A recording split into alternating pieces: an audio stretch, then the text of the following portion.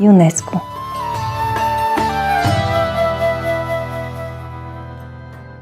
През 1999 г. върховният учител Чинхай прие поканата да сподели своята мъдрост и любов с хората на тази красива страна. Сега ви каним да чуете част втора на лекцията, озаглавена "Изпълнете живота си с любов и чудеса", изнесена от върховния учител Чинхай в София, България на 18 май 1999 година.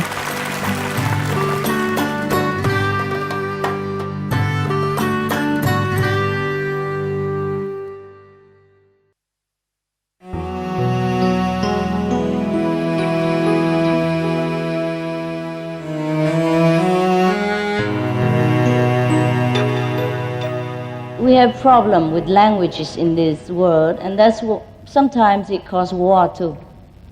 Учителят каза, че имаме проблеми с езиците в този свят и това дори понякога води до войни между различните нации. So God has invented one language, which is called the word in the Bible. Бог е създал един език, който е наречен Словото в Библията. And once we speak together in that same language, we have no problem. И веднъж ние, когато научим да говорим този език, ние няма да имаме никакви проблеми. Because that language is the word of God, is God. And once we know that language, we become one with God. And we remember our origin, that we are all from the same substance, all from the same Father, and we are true brothers and sisters. Защото това Слово, това е Словото на Бог. Това е самият Бог. И ако ние научим това Слово, ние ще разберем, че ние всички сме произлизаме от едно и също нещо, че ние всички сме от една и съща есенция, че ние всички сме братя и сестри. It is a pity that some of us have forgotten this language. Therefore, we have so much misunderstanding with each other in this world, and so many business is not going on smoothly. So many international negotiation has not been successful because we cannot communicate with the human language. Жалко е, че ние сме забравили този език и затова имаме толкова много проблеми понякога тук на тази земя. Затова нашите бизнес отношения не са толкова гладки. Затова имаме неразбирателство помежду си, защото сме забравили този единствен език, който съществува в Вселената. In our practicing group, we have all kind of nationalities, all kind of religious believers, but we work together in peace and harmony as if we have known each other for thousands of years. The instant we see each other for the first time. Why? It is because we speak the same inner language and we understand each other as a level of higher consciousness. В нашата група за медитация ние имаме хора от всякакви националности, от всякакви страни и въпреки това ние работим в хармония и вършим много работа без да имаме никакви проблеми. Защо е това? Защото ние практикуваме методът, който ни учи да слушаме този единствен език, този вселенски така наречен език, Словото на Бог.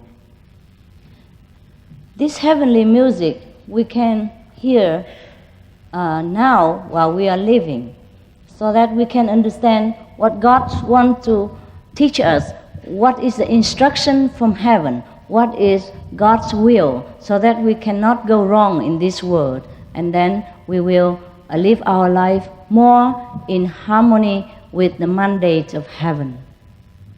Тази небесна музика ние можем да чуем дори докато сме тук в този свят и така ние ще разберем това, което Бог иска от нас. Ние ще разберем волята на Бог и по този начин ние ще можем да живеем в по-голяма хармония тук на земята. Хармония, която ще направи нашия живот хармоничен не само с тази земя, но и с нивата над нея, така наречения рай или небесата.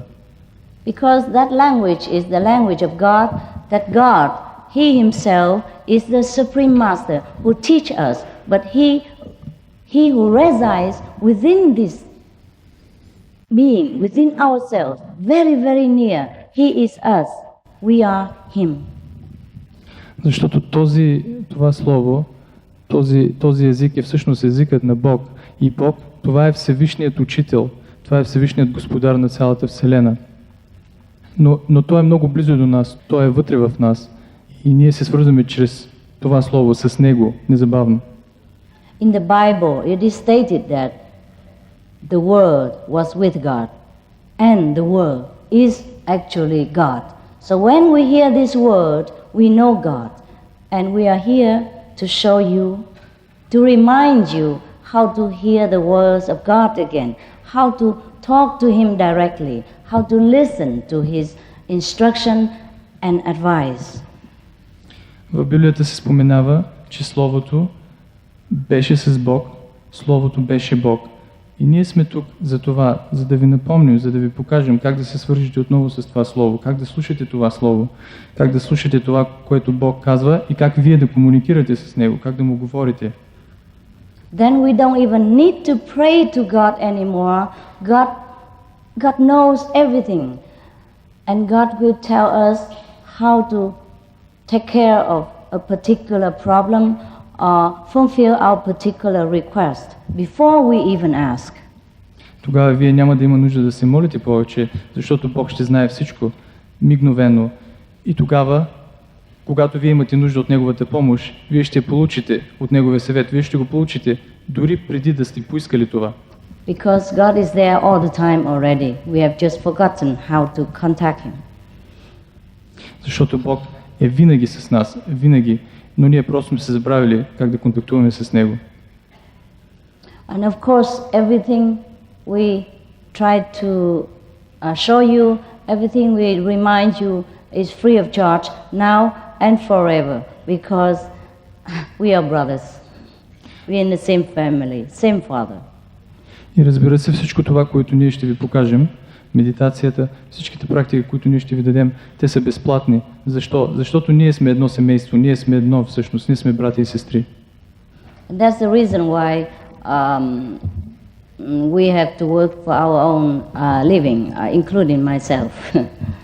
И това е причината, поради която ние всички трябва да издържаме себе си. Дори и аз трябва да издържам себе си финансово. So that we can discharge this duty freely and with love.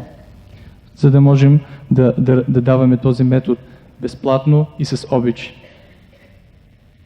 Thank you very much for being so attentive. Благодаря ви за вниманието, за огромното внимание. God bless us. Бог да ви благослови. No scientific proof of reincarnation has ever been produced. Why do you teach it contrary to the Bible and human experience?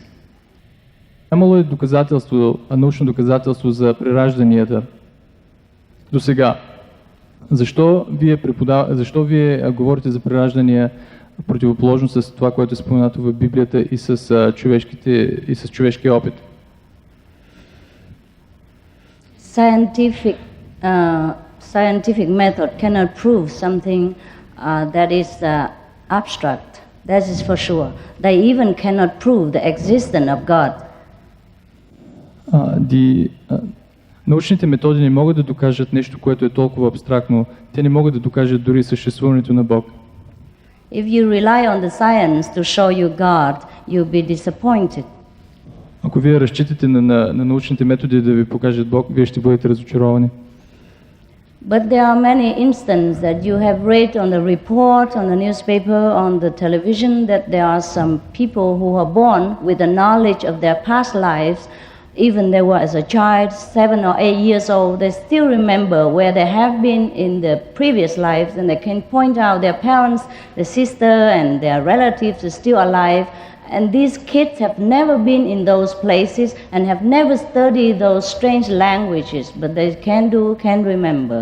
So how would you ask scientists to prove these things?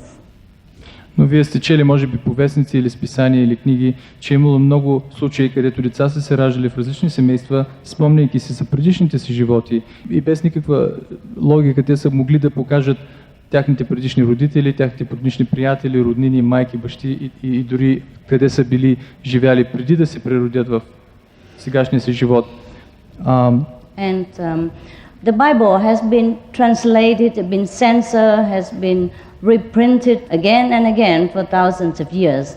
And I am not sure of its accuracy of the translation, and I also am not sure how much it has been cut out.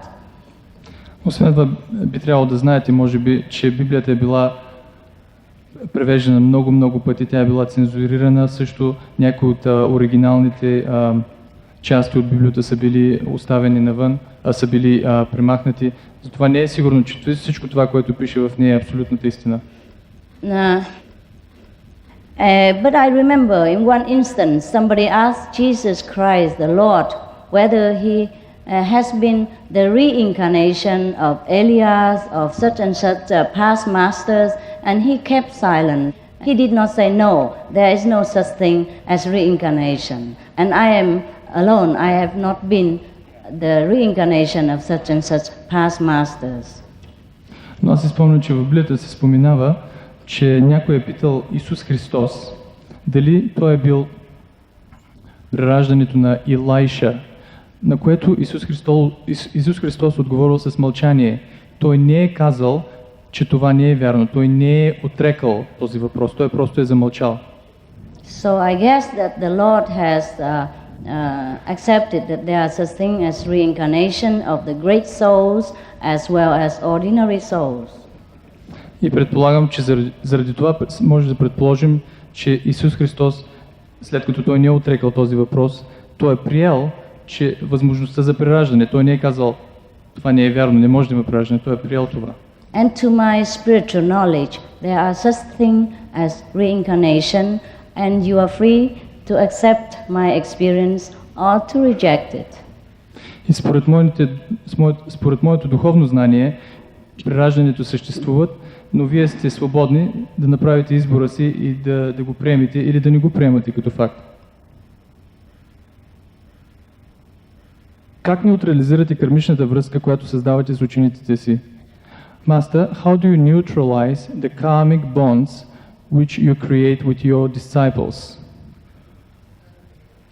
There is no bonds of any kind between so-called master and so-called disciples because we are both masters. There are only God within us.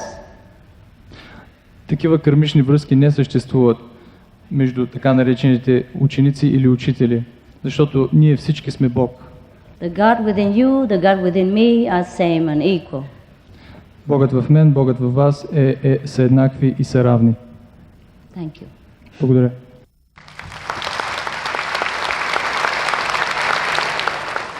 I'm not here to make you my disciples.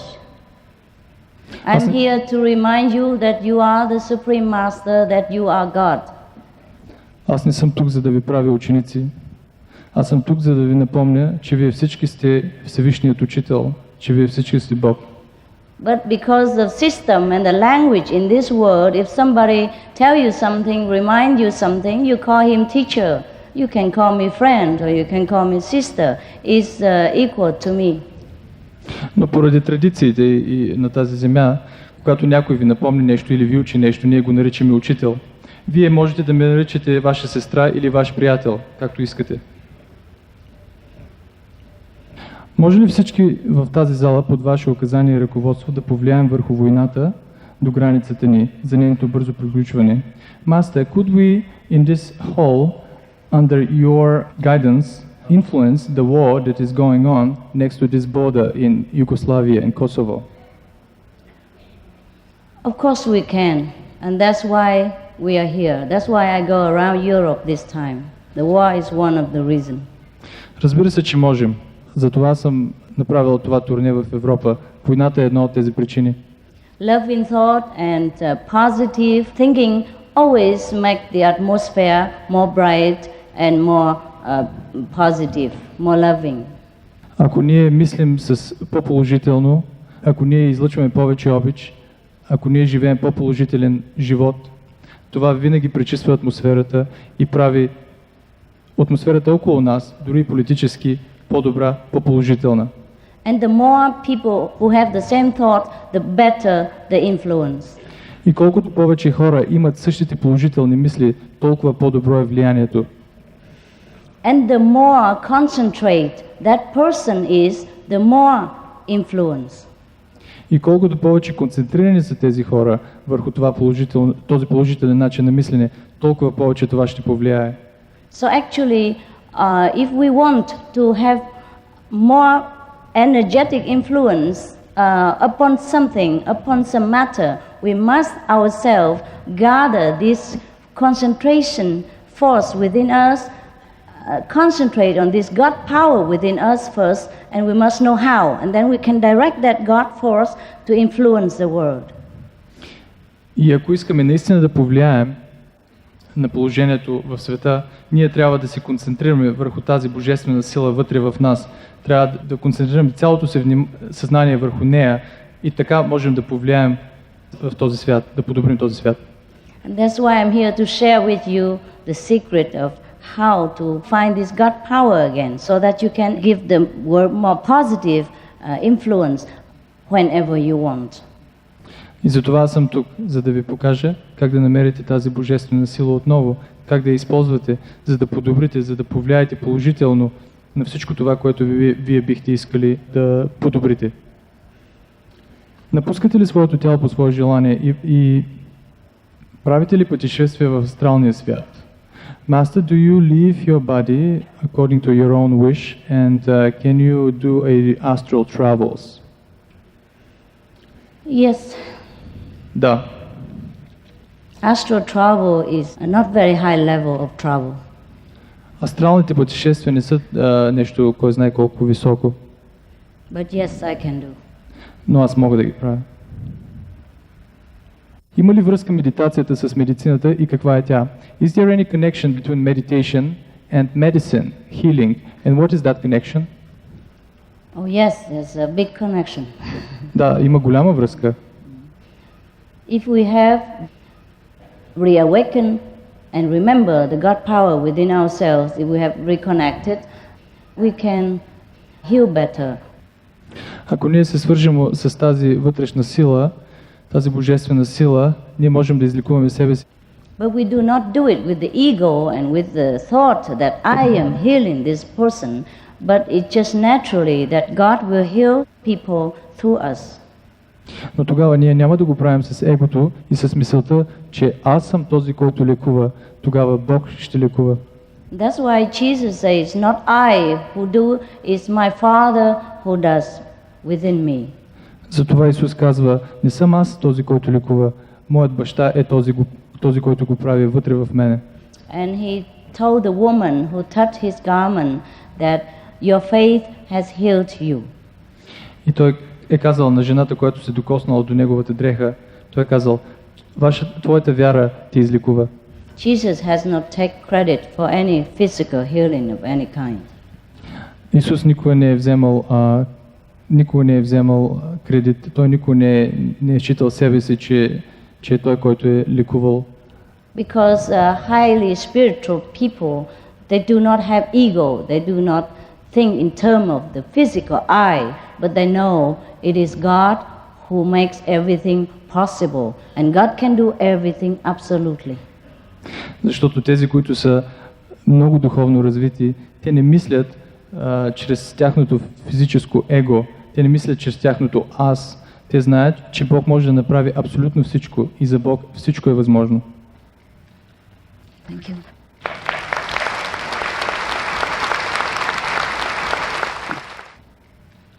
Въпрос. Съвместим ли е методът Куанин с практикуването на други методи за медитация?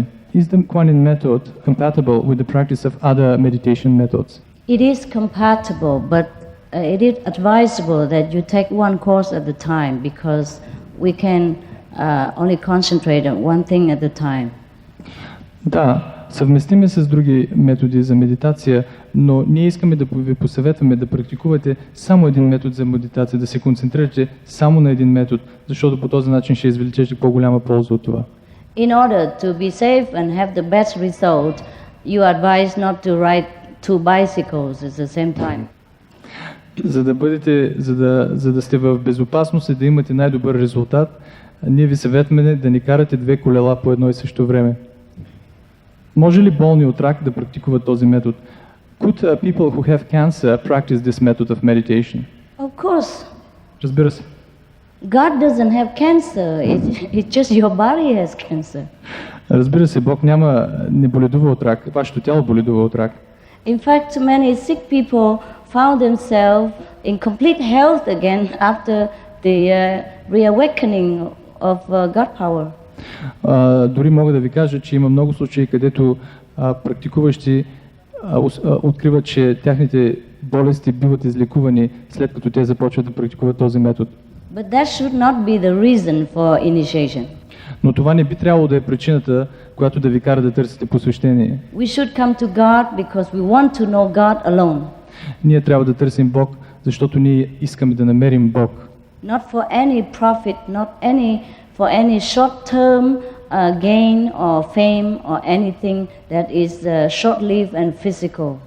Не заради някакви печалби или заради кратковременна слава или каквото и да било от физически вид. Възможно ли е методът да повлияе негативно върху практикуващия, например, ако не е освоил техниката добре? Is it possible that this method influences the practitioner negatively, for example, if that practitioner has not learned the technique very well? No, it's very easy. If you forget something, you can ask us again. Besides, there's no such thing as technique. There is just a silent reawakening. Не, това не е възможно. Ако вие не научите техниката много добре, вие може да не питате и ние ще ви обясним още веднъж. Освен това, това не е всъщност техника. Посвещението не е техника. Това е просто събуждане на вашата вътрешна духовна сила в мълчание.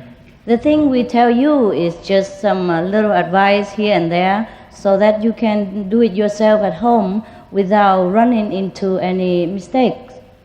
Това, което ние ви казваме, техниката, която вие ни даваме, е просто един съвет, за да можете вие да практикувате медитацията във вас, без да правите някакви грешки.